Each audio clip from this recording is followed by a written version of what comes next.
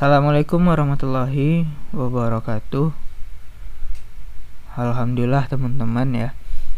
Selamat malam.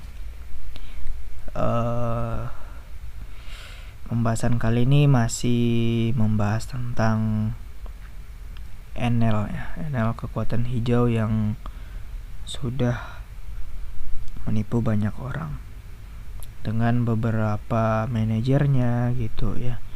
Ada kakek-kakek, ada emak-emak nih ya. Ini saya melihat sebuah klarifikasi dari seorang manajer ataupun emak-emak yang ini sangat toksik ketika NL masih aktif. Bahkan pas acara di Bandung itu toksiknya kelihatan gitu ya. Nyuruh kalian untuk beli aset gitu. Katanya beli lagi, selagi membayar beli lagi gitu katanya. Dan sekarang dia buat klarifikasi dan mengakui NL ini penipuan. Nah, jadi gimana tanggung jawab dia dengan kata-kata dia yang kemarin silakan beli lagi, perbanyak aset? Tanggung jawabnya gimana dengan orang yang tergiur gitu gara-gara dia ngomong seperti itu ya. Ini udah tibanya dia ini satu komplotan gitu sama yang punya aplikasi ya, tetapi dia tidak mengakui kalau dia ini adalah komplotan penipuan. Istilahnya di sini kalau kayak di Binomo, dia ini udah sama kayak Indra Kents. Nah, Indra Kents kan pas Binomo terbukti penipuan kan, dia kan nggak mengakui kan, dia cuma member biasa gitu kata dia. Ya sama kayak emak ini. Oke, kita coba tonton dulu ya videonya teman-teman. Beredar di media sosial, terutama di akun. Oke, kita ulang dulu. Assalamualaikum warahmatullahi wabarakatuh. Saya Dwi Riana Handayani. Yang saat ini sedang ramai diperbincangkan. Ya jelas lah, terkait dengan gitu. Penipuan di PT NL Kekuatan Hijau. Nah, penipuan. Hari ini saya mau klarifikasi atas tuduhan-tuduhan yang banyak sekali beredar di media sosial, terutama di akun Facebook dan juga di YouTube, yang mengatakan saya adalah komplotan dari petinggi NL. Sebelumnya saya ucapkan banyak terima kasih juga kepada member yang sudah mengerti, yang sudah tahu siapa saya sebenarnya, dan bagi member-member yang kemarin sempat membuat heboh karena mencemarkan nama baik saya, yang belum tahu detail dengan penjelasan saya dulu, belum mendengar klarifikasi saya tapi sudah membuat pemberitaan sepihak. Ini saya akan menjelaskan. Saya hanya member biasa. Saya join di NL itu tanggal 24 Maret 2020. Oke, jadi kata dia mengeklaim diri dia adalah member biasa. Nggak kayak gitu prinsipnya gitu ya. Memang betul dia adalah member biasa, tetapi dia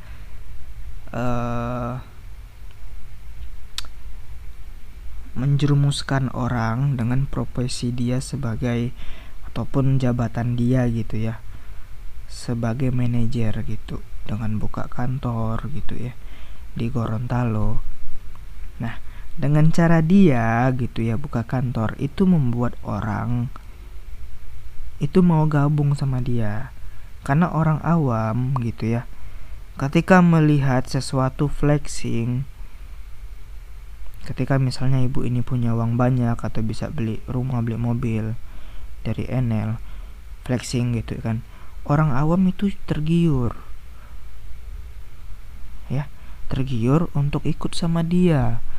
Secara tidak langsung dia sudah menjerumuskan orang seperti itu gitu. Jadi kalau dibilang ini member biasa, tidak. Member biasa itu adalah member yang dimana kena tipu, korban asli. Sedangkan dia ini ngaku-ngaku korban, gitu ya. Orang ini cuman ngaku-ngaku korban. Gunanya untuk apa dia ngaku-ngaku korban? supaya tidak dituntut dengan bawahannya. Tapi rekening dia terisi sama uang haram, uang dari skema Ponzi. Gitu. Kalau yang asli korban itu adalah orang yang betul-betul kena tipu dari segi nominal rupiah. Tapi beda cerita ya dengan orang yang uang Ponzi itu udah masuk ke rekening dia, terus dia ngaku-ngaku korban, itu beda ceritanya. Nah, ini digunakan oleh dia untuk supaya tidak dituntut dengan bawahannya. Gitu. Jadi nggak bisa dibilang dia member biasa, nggak bisa gitu. Member biasa itu adalah orang awam yang ditipu. Gitu. Jangan mau dibodohi, teman-teman. Ya, ini statusnya udah kayak afiliator gitu. Kemarin katanya sedang menikmati profit dari Enel. Ya kan? Saya ada videonya gitu. Pakai baju hijau, jilbab hitam. Nah, otomatis dia sudah menikmati gitu ya kan, uang dari Enel. Ya, seperti itu. Ya, katanya ada dapat 20% dari 10M. Kalkulator pun menangis. Aduh. Ya, 20% tuh dari mana gitu ya? Dari mana lagi kalau bukan dari rabat gacor. Skema Ponzi, uang member itu 20% itu. Uang member yang dimana money game skema Ponzi keuntungannya tuh bukan dari investasi pembangkit listrik, tetapi dari uang member. Pertanyaannya cuma satu, pembangkit listriknya di mana gitu? Sampai sekarang nggak jelas. Kalau dibilang di Italia jelas, itu cuma mencatut. Oke, kita lanjut aja untuk pembahasan dia. Ya, dengar. Saya dikirimkan link oleh seseorang di Telegram. Orang itu bukan admin juga, dia cuma member biasa. Setelah itu waktu itu saya disuruh join, saya belum mau karena saya masih fokus di aplikasi yang satu. Karena saya diiming-imingi dengan promosi waktu saat itu, promo yang besar-besaran juga waktu bulan Maret di PTNL ini. Akhirnya saya ikut. Jadi pada tanggal 24 Maret itu saya join di NL. Itu nama upline saya itu Bang Rofi. Nah, setelah saya join di NL, saya belum merekrut member karena waktu itu sudah banyak juga member yang kalah di aplikasi sebelumnya itu join juga ke saya. Nah, setelah berbulan-bulan lamanya saya join, yaitu tepatnya 1-2 bulan. Pada bulan akhir April saya itu sudah pecah VIP 3. Di NL itu kalau sudah VIP 3 dia sudah sudah syarat membuka kantor. Awalnya saya ragu untuk membuka kantor, tapi karena legalitasnya jelas, saya melihat ada izin dari Menteri Investasi, itu ada NPWP-nya dan apa tadi ya, Kementerian Investasi kata dia. OJK saja nggak ada gitu. Sudah jelas ini mencatut perizinan OJK. Ibu ini kan orang dewasa, bukan anak-anak kecil, simpelnya seperti itu. Kalau memang dia orang yang berpendidikan, pasti dia ngecek dulu legalitas dari Enel ini di OJK gimana. Karena Enel ini dia memegang uang dari masyarakat, itu harus legal di OJK. Kalau NIB, NPWP itu untuk perizinan usaha, kalau nggak salah saya teman-teman ya. Kalau saya salah, ketik di kolom komentar. Nah, pokoknya apapun gitu ya yang menampung uang dari masyarakat, ya seperti investasi, itu ngerucutnya ke OJK walaupun dia ada perizinan yang lain gitu, terdaftar di AHU atau apa gitu ya, tapi dia ngerucutnya ke OJK. Kalau nggak ada di OJK berarti tidak terdaftar gitu. Misalnya trading juga gitu, trading dia ngerucutnya itu ke Bapepti. Nah, kalau dia ada AHU, ada apa gitu ya dari yang lain gitu, dari legalitas yang lain, itu belum menjamin. Dia ngerucutnya tuh ke Bapepti, ngerucutnya tuh ke yang paling inti gitu. Kalau Enel ini ke OJK. Betul, di Enel itu memang ada logo OJK, tetapi itu cuma mencatut. Semua orang yang punya ataupun yang bisa buat aplikasi gitu ya, semua orang bisa mencantumkan logo OJK, diambil dari Google gitu. Yang dituntut sekarang itu adalah pikiran kita. Kita jangan mau dibodohi. Ya, kalau kalian sebelumnya orang awam sudah tertipu dengan aplikasi seperti ini tuh, jadikan pelajaran gitu. Ya, karena sejujurnya aplikasi seperti ini tuh banyak dan sering juga udah saya bongkar, dan semuanya itu terbukti penipuan semua gitu. Saya review, sebulan 2 bulan saya dibully di kolom komentar. Setelah aplikasinya scam, banyak viewer ataupun subscriber yang berkualitas subscribe channel saya. Karena apa? Omongan saya itu terbukti benar. Karena aplikasi sejenis ini, money game, skema ponzi, itu adalah aplikasi tipu-tipu gitu. Saya nggak apa-apa dibully sebulan 2 bulan, karena money game nggak akan tahan selamanya gitu. Tetapi setelah itu saya berdatangan tuh viewer, subscriber yang berkualitas, yang memiliki akal sehat, bukan bebek-bebek dungu yang mau dibodohi gitu. Seperti itu ya. Kita lanjut lagi. NIB-nya saya ada di menit berapa tadi ya saya nontonnya? Apalagi ya, Surabaya, Jakarta, juga Jakarta. Pada saat itu saya ditipu. Saya tidak dibayarkan oleh si mentor Irfan ini. Dia hanya mengirimkan saya amplop merah senilai 10 juta, tapi berbentuk amplop merah di hari Minggu. Sementara hari Senin saya tidak bisa cairkan uang itu. Uang gaji 13 dari suami saya. Akhirnya saya bisa pulang. Saya mengulur-ngulur waktu karena saya lihat tiket sangat mahal. Saya bukan lari, saya bertanggung jawab. Dia hanya mengirim itu karena saya lihat tiket sangat. Saya bukan lari, saya bertanggung jawab dengan. Oke, jadi dia katanya bertanggung jawab. Ya silakan tanggung jawab sama orang-orang yang udah Anda tipu. Kenapa saya katakan Anda penipuan? Anda sama kayak Indra Kents. Kalau dibawa ke jalur hukum, Anda salah. Gitu ya. Kalau Anda menyindir konten kreator yang menyebarkan video Anda di YouTube, Anda tetap salah. Anda sebelumnya adalah afiliator di money game yang berkodok pemanggil listrik. Ya, seperti itu aja gitu. Pokoknya gini teman-teman ya. Saya mematikan HP saya bukan karena korban di sini. Tuh. Sesuai fakta, saya tidak mengenal siapa PTNL ini, siapa dalang-dalang di PTNL ini. Dia nggak ngaku dalang, padahal dia dalang gitu ya. Yang member biasa sama seperti anda, saya juga korban. Korban kata dia. Katanya korban gitu, ya. Saya nggak yakin kalau dia korban gitu. Saya yakin rekening dia udah banyak tuh uang dari NL gitu. Yang sebenarnya korban adalah orang yang belum sempat melakukan penarikan, aplikasinya nggak bisa diakses. Orang yang tidak mendapatkan uang sepeser pun dalam permainan seperti ini, dia dirugikan gitu ya. Tetapi orang yang saldonya bertambah di rekening karena uang ponzi, itu pelaku. Saya yakin dia adalah orang yang menjerumuskan orang. Karena money game skema ponzi adalah uang hasil maling dari member yang di bawah.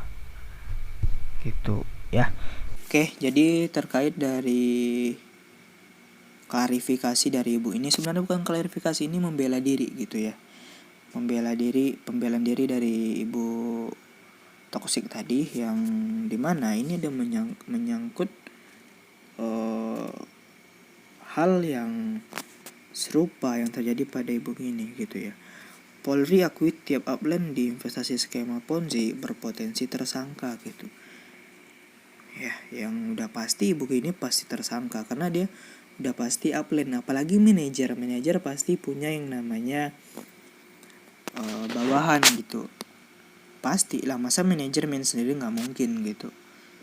Ya kan, mau itu dia undang secara langsung mau tidak ya nggak tahu kita. Yang penting dia udah udah tergolong itu seorang leader gitu. Polri mengatakan pihak upline atau distributor awal memiliki jaringan bawah dalam investasi bodong dengan skema Ponzi bisa jadi tersangka gitu. Seperti itu ya. Ya udah pasti dia ini tersangka gitu. Ini media terpercaya yang mempromosikan atau membuat berita ini. Ya bisa dipanggil nih ke Bareskrim Polri ibu tersebut. Ya pokoknya kalau dia dinyatakan korban itu gak akan mungkin. Karena saya rasa uang udah masuk ke rekening dia dari Enel gitu. Dan kemarin dia sudah bilang menikmati profit dari Enel gitu ya. Ada tuh videonya dalam mobil gitu teman-teman. Oke, selanjutnya di sini saya menemukan beberapa fakta mengenai begini ya, jejak digitalnya yang dimana saya dapatkan informasi ini dari Bang Anggi ya, Anggi YouTuber juga yang membongkar Ponzi. Di mana ternyata ibu ini juga adalah admin dari money game yang sebelumnya gitu ya. Ini saya dapat nih ya informasinya dari Bang Anggi. Terima kasih ya Bang ya. Nah ini Duir Hiana ya kan nama dia. Nah dan juga ternyata bukan satu, ada Goderance, Dreamworks. Ini money game nonton video apa ya, bukan nonton video, bioskop gitu, nggak tahu lah saya teman-teman. Pokoknya ini bioskop gitu. Terus di sini ada Bontikar gitu. Ini semua adalah aplikasi yang dimana ini adalah aplikasi yang sudah berujung penipuan semua. Dan itu dia promosikan di grup Facebook dia ataupun di di postingan Facebook dia teman-teman. Nah logikanya seperti ini aja. Kalau dia tadi bilang korban ya,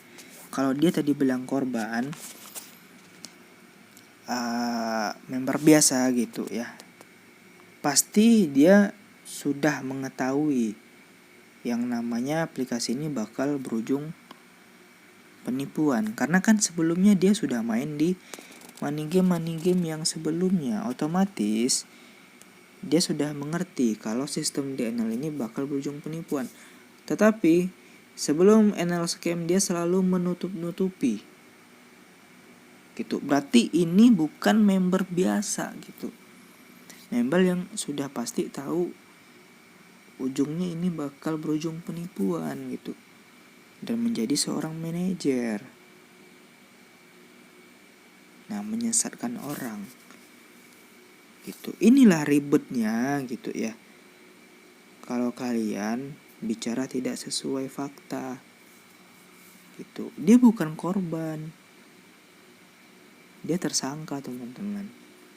Silakan laporkan aja dia karena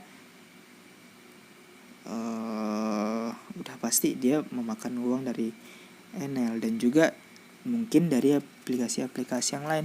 Dan ternyata juga dia merupakan admin dari grup Telegram Agree Develop. Ini udah pernah saya bongkar. Ini money game juga gitu.